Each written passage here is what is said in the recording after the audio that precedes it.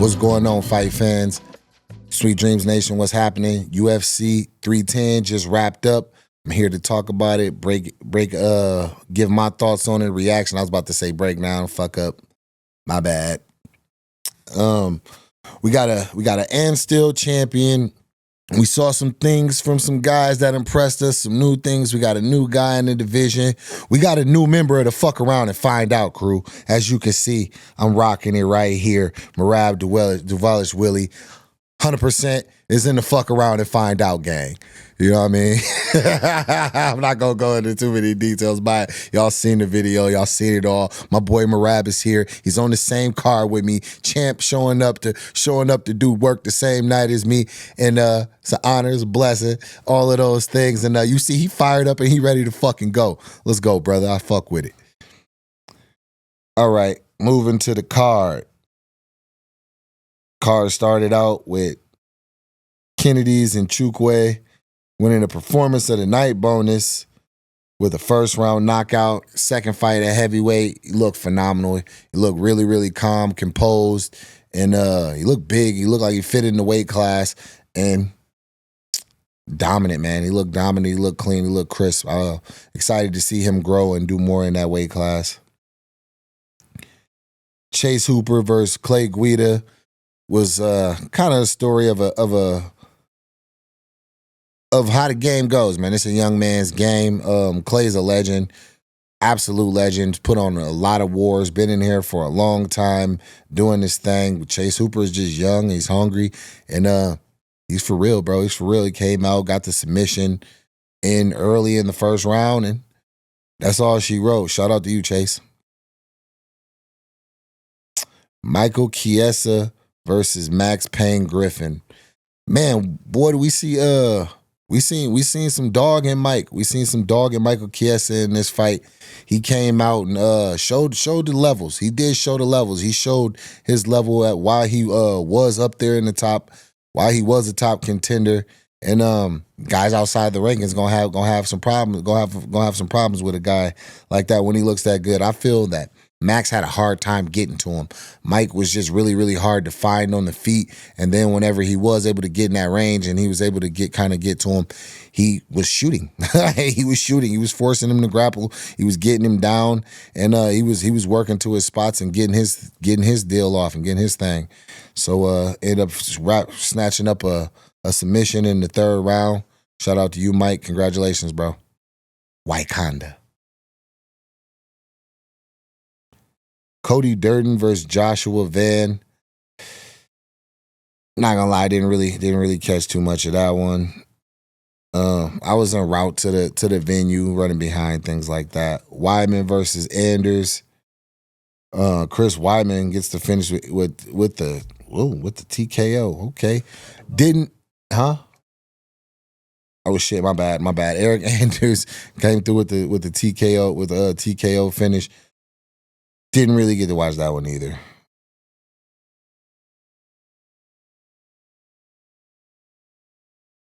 Randy Brown versus Brian Battle. The battle of my boys. This was a tough one. This was a tough one for me because these are both guys that I'm really, really cool with. I got a lot of love and a lot of respect for both of these guys. Brian, story of it, can't have mentioned without mentioning Brian missing weight. Coming into this fight, and I believe early on Randy's plan was to attack his body. He came in very heavy with the body shots and made it a concerted effort to attack the body. He went straight to the body, landed some nice teeps to the body, and he was intent on working on that body and trying to kind of test and see where it is after missing weight. Because typically whenever a guy misses weight, it's because he's got too much weight on him, and now he's completely drained. Like there's nothing left in him. He's killed himself to try to make it onto the scales. And usually that can cause some serious damage and weakness to the body. And Randy felt that he would be able to exploit that, but Brian showing up, pushing him up against the cage, I believe holding him up against the cage and kind of making it a little bit more of a dirty fight, played play dividends in this. This is one I got to go back and watch the fight again. I got to go back and watch this one because it was a very, very close fight, a split decision for Brian, and just a tough one, man. Because you want to see both guys show up, make weight, do everything right. So there are no questions or nothing like that from this going into a fight, but it is what it is. We'll see what happens from here. These guys could possibly see each other again.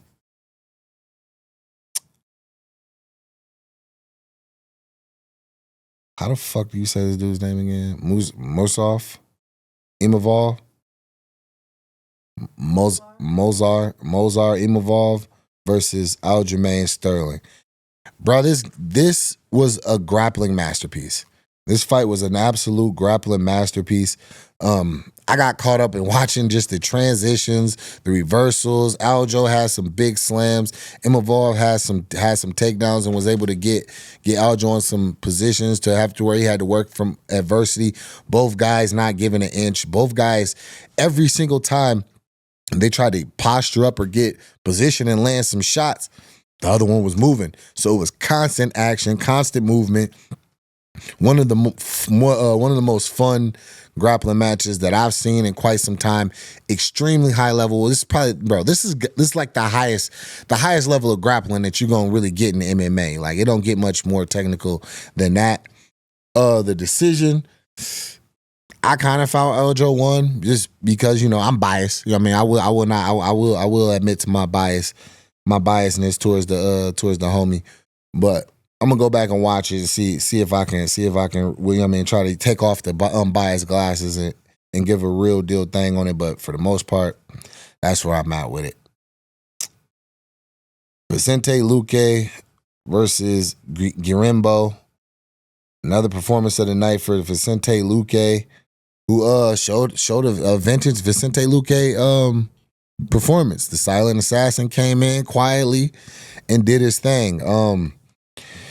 He came in out early, and just landed some shots. He got right in the pocket and immediately landed I think it was a hook and a cross, or a cross and a hook, one after the other, and kind of sat Guirimbo down, got him to where he was shooting. He shot immediately, had his arms extended, and if you've watched Vicente Luque, you know he's nasty with the Darce choke. And he was able to sink in his signature Darce choke, and that was all she wrote. Guirimbo, shout out to you, bro. You owe us all love and things like that. Didn't tap out, went out, and has been a champ about it. Let's go.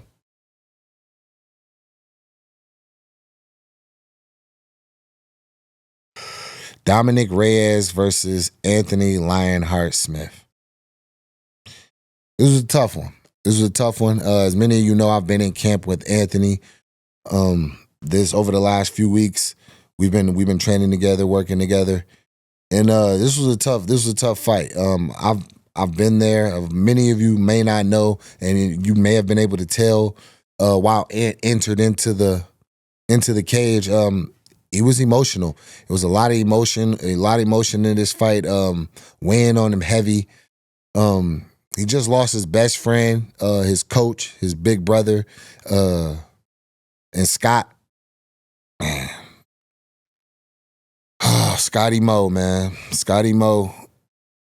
It was tough, bro. It was tough. I met Scotty when I was down in Omaha earlier this year, and throughout the time that I've been in the UFC and Ant's had his fights, and I've been there and things like that. He was a solid rock for that, for not only for Anthony, but for that entire team, the entire team at Skywalker 101.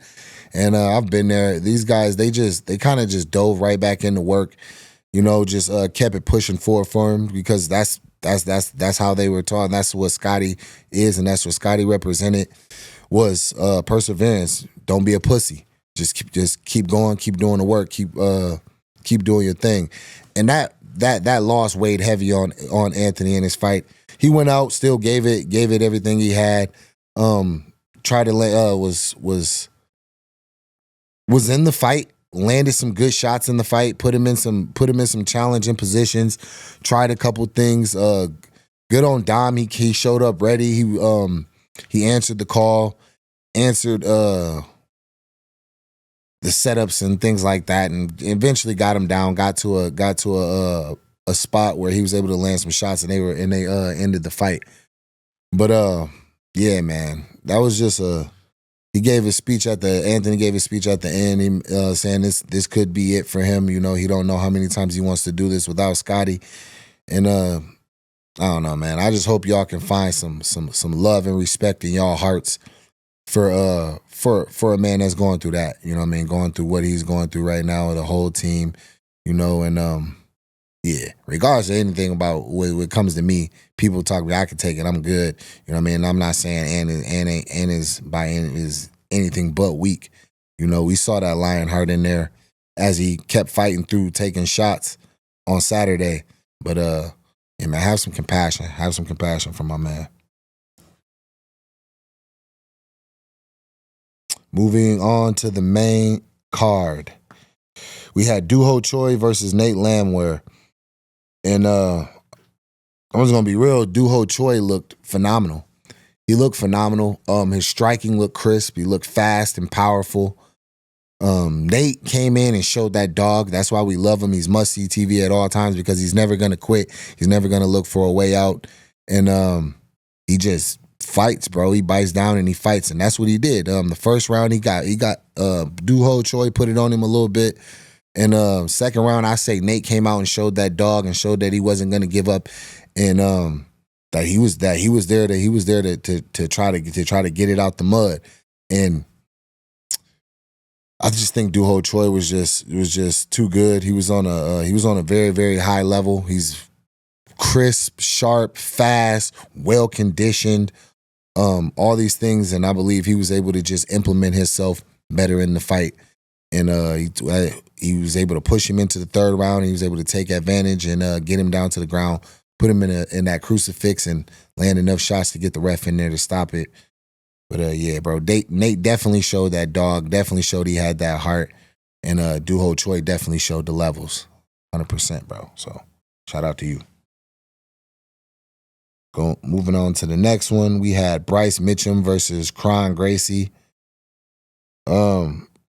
I personally thought Bryce would kind of implement himself in the stand up, which he did. He worked his way in. He landed some nice shots standing, but this man went for a takedown, and he took him down, put him on the ground, controlled him on the ground, grappled with him on the ground, and then beat him up and finished him on the ground. Crazy. And we know with the grappling pedigree that comes with the Gracie, coming from the Gracie background, the Gracie family, and things like that. For Bryce to go out there and do what he did, the way that he did it was 100%. It was completely impressive.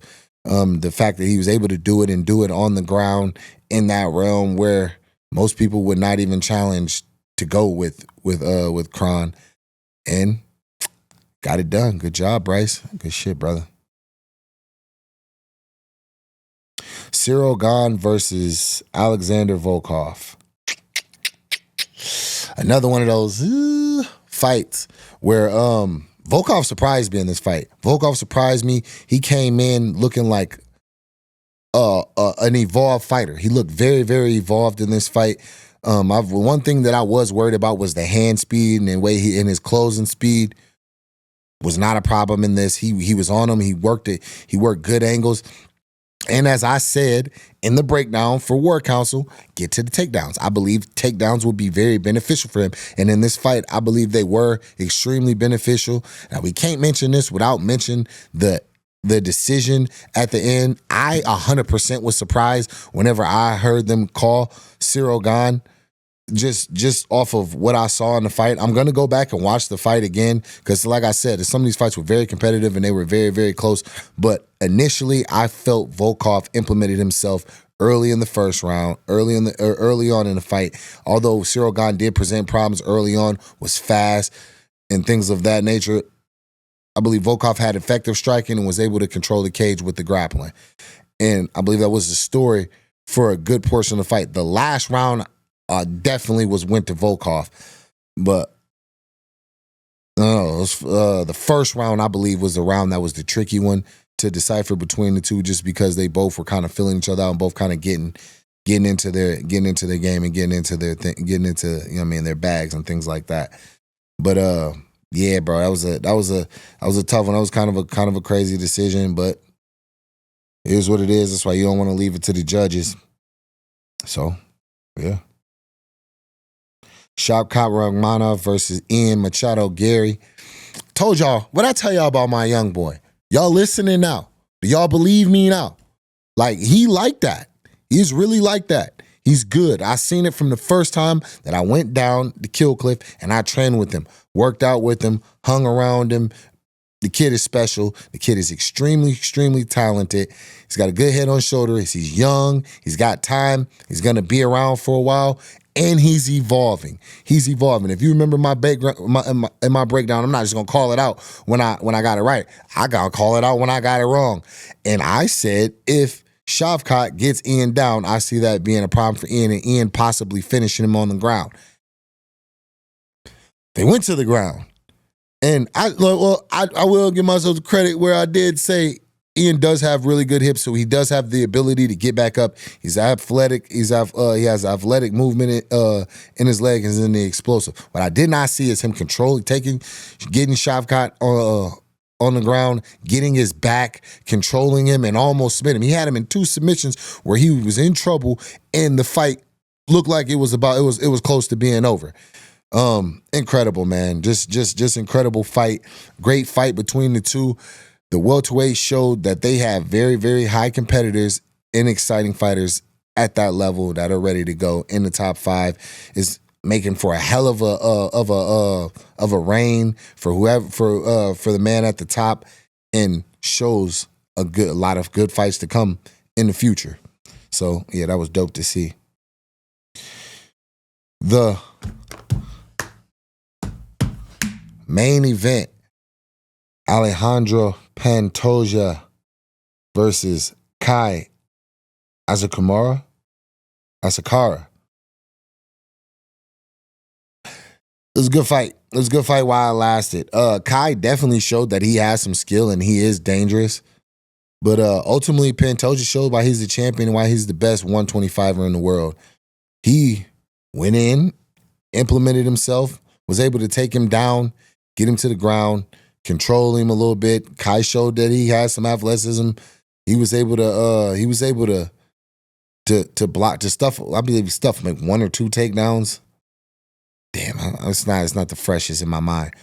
But ultimately, Pantoja got him down, got to his back, got to a submission, and does what he does. And that's what I thought Pantoja would do, would be able to get him down. Like I said, in the Brandon Royval fight, he was tired. He was tired and he was getting pieced up, and he still was able to chain together takedowns to get him to the ground and assert himself.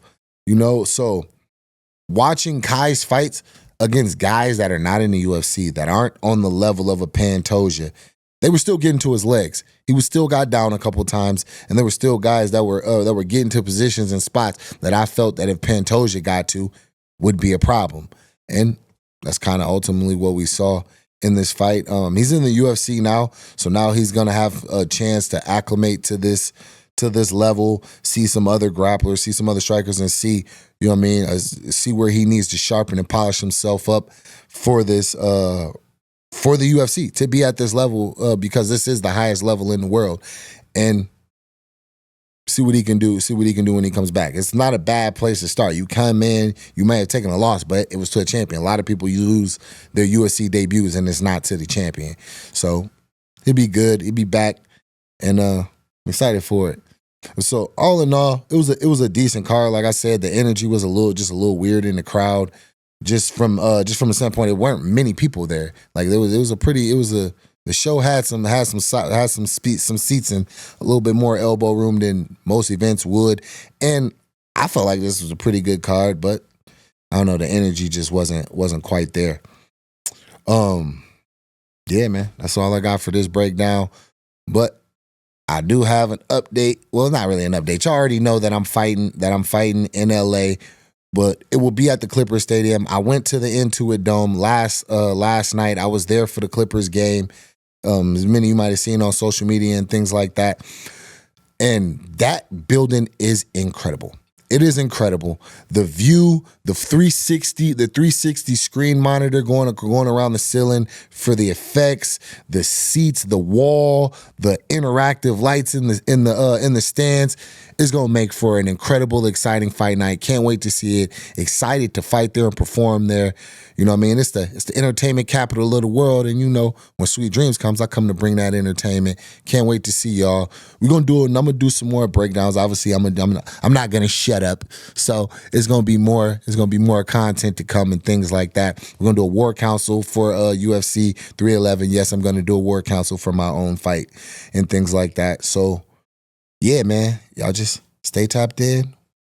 I'm gonna be up. I'm gonna stay up with y'all.